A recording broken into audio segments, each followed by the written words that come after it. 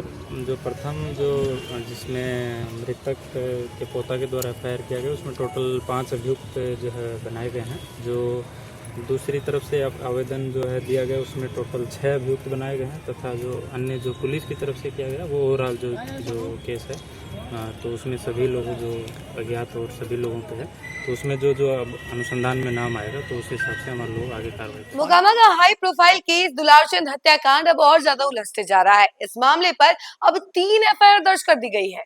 नमस्कार, news for देख रहे हैं आप और मैं हूं सानिया आपके साथ। बिहार में विधानसभा चुनाव से पहले एक ऐसा मामला सामने आया जिसने पूरे सियासत को हिलाकर रख दिया है। जी हाँ, ये मामला है दुलारचंद हत्याकांड और इस मामले में अब लगातार नए नए अपडेट्स सामने आ रहे हैं। अब आपको बता दें कि इस मामले में 3 एफआईआर दर्ज कर दी गई है। पहला एफआईआर दुलारचंद के पोते के द्वारा, नीरज कुमार के द्वारा, तो वहीं दूसरा पीयूष प्रियदर्शी के समर्थक के द्वारा और तीसरा नीरज कुमार के बयानों की वजह से जो गलत चीजें सामने आई हैं उसकी वजह से पुलिस ने एफआईआर किया है, जिसके बारे में हम आपको विस्तार से बताते हैं। जनसुराज समर्थक दुलारचंद की हत्या के मामले में नया मोड़ ले लिया है। इस घटना को लेकर अब 3 अलग अलग प्राथमिकी यानी कि एफआईआर दर्ज की गई है। एक मृतक पक्ष की ओर से, दूसरे अनंत सिंह समर्थकों के द्वारा और तीसरी पुलिस की ओर से। पहली एफआईआर जो है दुलारचंद यादव के पोते नीरज कुमार के बयान पर भदौर थाना में दर्ज की गई है। इसमें अनंत सिंह, राजवीर सिंह, कर्मवीर सिंह, छोटन सिंह और कंजम सिंह को नामजद किया गया है।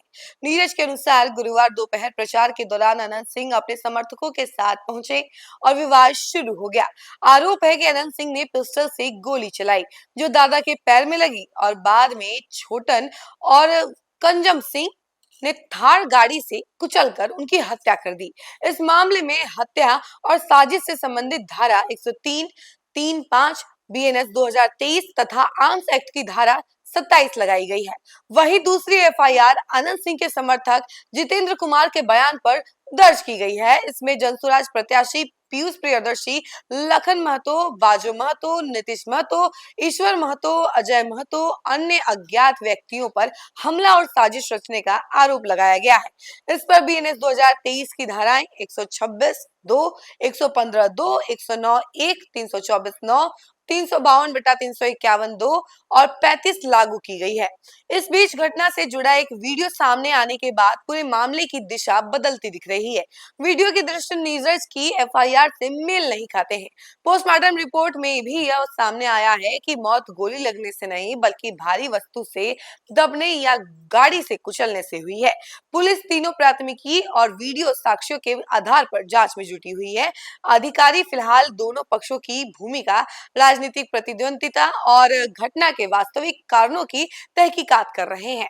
तो देखा आपने कि ये जो लड़ाई थी यानी कि पीयूष प्रियदर्शी के समर्थक के बीच में और दूसरा जदयू प्रत्याशी अनंत सिंह के समर्थकों के बीच में जो मुठभेड़ हुआ, जो पत्थरबाजी हुई, उसके बाद से जो मुठभेड़ में बीच में दुलारचंद आए और उन्हें गोली लगी और उसके बाद से ये मामला सामने आया कि वो गिर गए और उसके बाद उनके ऊपर जो है गाड़ी चला दी गई जिससे उनकी मृत्यु हो गई। और उसके बाद से अब नया नया अपडेट सामने आ रहा है जिसको लेकर उनके जो समर्थक थे वो काफी ज्यादा आक्रोशित नजर आ रहे थे।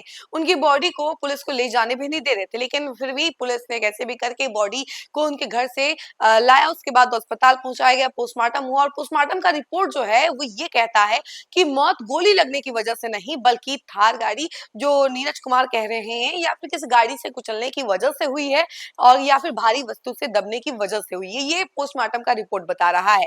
लेकिन नीरज कुमार जिस तरीके से कह रहे हैं कि नहीं गोली लगी है तो उसको लेकर जो है अब पुलिस भी सक्रिय हो गई है। कह रही है कि नीरज कुमार जो बयान दे रहे हैं वो पूरी तरीके से गलत है, झूठ है, जिसको लेकर भी एफआईआर दर्ज की गई है।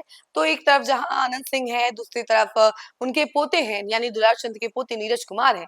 तो देखिए अब सबके बीच में जो है एक अलग ही असमंजस वाला दौर देखने को मिल रहा है। पूरी जानकारी जो है पुलिस पता करने की कोशिश कर रही है कि आखिर उस बीच में और क्या क्या हुआ था, कोई कड़ी छूट तो नहीं रही है, क्योंकि किसी बेगुनाह को सजा नहीं मिलनी चाहिए ऐसा कानून का कहना है और हमेशा इसको लेकर पुलिस सक्रिय नजर आती है। और इसी कड़ी में अब देखिए कि पूरा जांच पड़ताल किया जा रहा है, कोई भी कड़ी ना छूटे, उस वीडियो को बार बार प्ले किया जा रहा है। यानी कि जो वीडियो कल देर शाम पब्लिश हुई थी और वायरल हो रही थी, उस वीडियो को बार बार देखा जा रहा है। देखिए, इस घटना से रिलेटेड जितने भी वीडियोस हैं अभी फिलहाल काफी ज्यादा वायरल हो रहे हैं। उनके समर्थकों ने भी वीडियो बनाया था और जिसमें कहा था कि अनंत सिंह ने मरवा दिया है। ये सारी चीजें जो है कई सारे वीडियो में सामने आ रही है। उनके समर्थक वो वीडियो बना के सोशल मीडिया पर डाल रहे हैं और वीडियो जो है लगातार वायरल हो रहे हैं। तो दूसरी तरफ एक वीडियो वो भी था जिसमें दुलार चंद पत्थर मारते हुए नजर आ रहे हैं, यानी दुलार चंद भी इस मामले में पीछे नहीं थे, तभी उनको पत्थर या फिर चोट लगी और उसकी वजह से वो गिर गए।